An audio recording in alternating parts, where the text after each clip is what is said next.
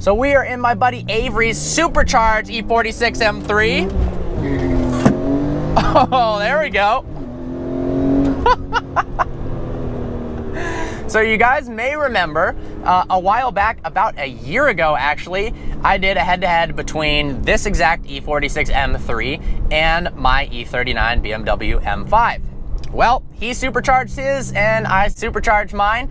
We went with different companies. This is the VF570 supercharger kit. That means 570 horsepower and 380 pound-feet of torque. Notice the torque figure is very low. That's just a characteristic of this 3.2 liter straight six. The owner has put 2,000 miles on this supercharger with no issues at all. It has been totally reliable. The cool thing about the superchargers is there's no lag. The power comes on progressively, and the beautiful power band that BMW engineers have created with the E46 and the E39 has been maintained. I actually dynoed my car recently, and the torque curve was perfectly flat, and there was no dips in the horsepower curve as well.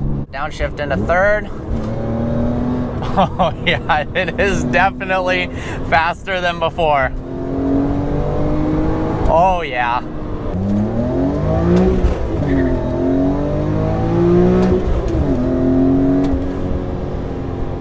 My car, the E39 M5, has an ESS VT560 supercharger kit, 560 horsepower and 460 pound-feet of torque. It's got a lot more torque than the M3. This doesn't in any way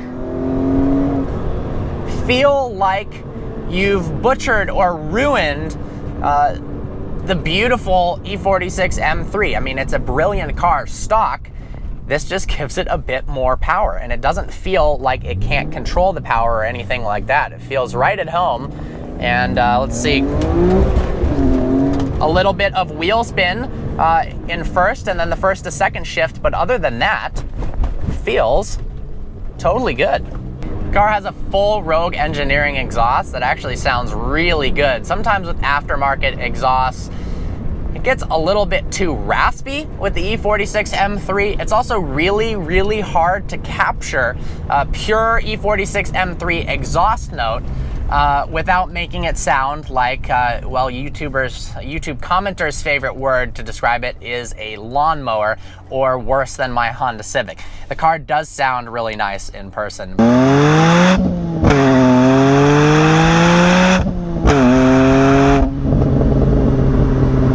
Let's see what traction is like on a flat road surface in first gear. Little wheel spin, hook's pretty good on these Pilot Super Sports. Oh, damn. I don't know, I think this feels faster than the M5. This car rides so beautifully. BMW does such a great job of engineering the suspension to be both great on the road on an everyday basis, but also have minimal body roll. The roads aren't all that great in Michigan, but this handles it very, very well.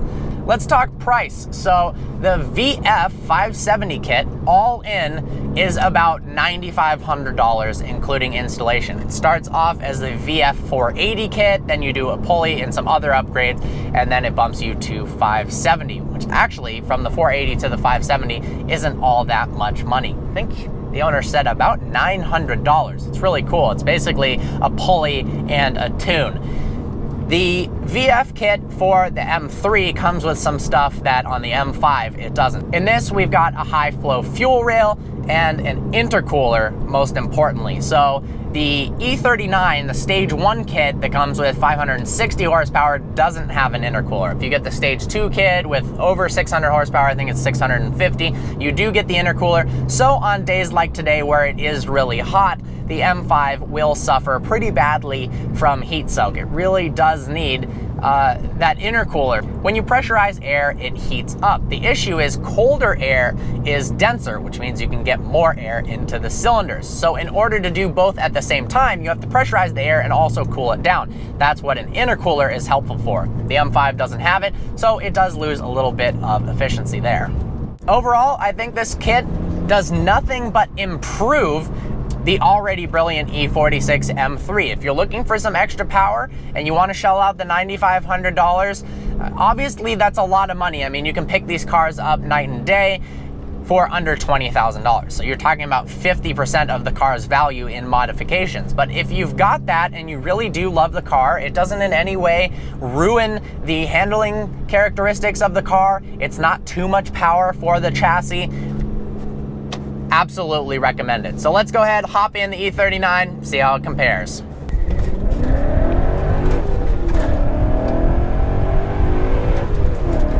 Oh, this car feels fast as well. So we're in the E39 M5. This is my car, and it has the ESS VT560 kit on it. Installed it recently.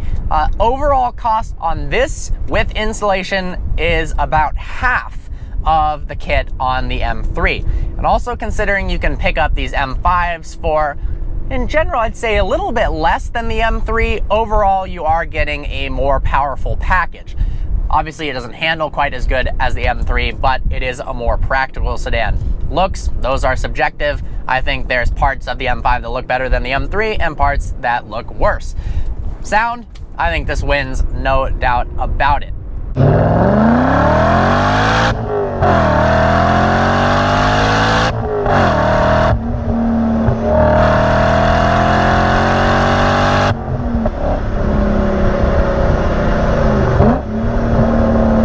Just dynoed this car, 473 wheel horsepower and just over 400 pound-feet of torque to the wheels. So it is powerful.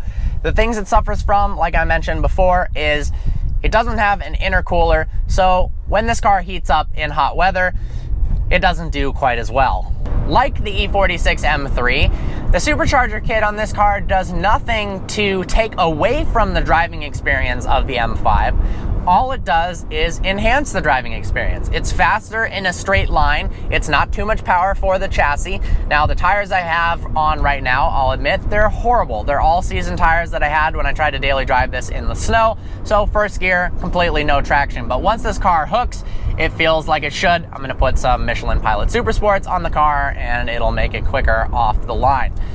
But all it does is improve the car. So if you're looking for a little bit more power out of your M5, but you're still wanting the practicality in a sense that you can daily drive this car if there's no inclement weather, this is definitely a good addition. In terms of how it feels speed-wise, I'd say actually they feel very, very similar. Oh, that is quick. One thing I'm planning on doing with this kit is adding a 92mm pulley. It's 96 right now. You get a new pulley and a new belt, and you add instantly about 30 to 40 rear wheel horsepower. So that is a big gain, and it's less than an hour's labor, and it's not very much money at all, less than $100. So definitely a modification that needs to be done. I hope you enjoyed this video. Like always, please browse our channel and subscribe. I look forward to seeing you next video.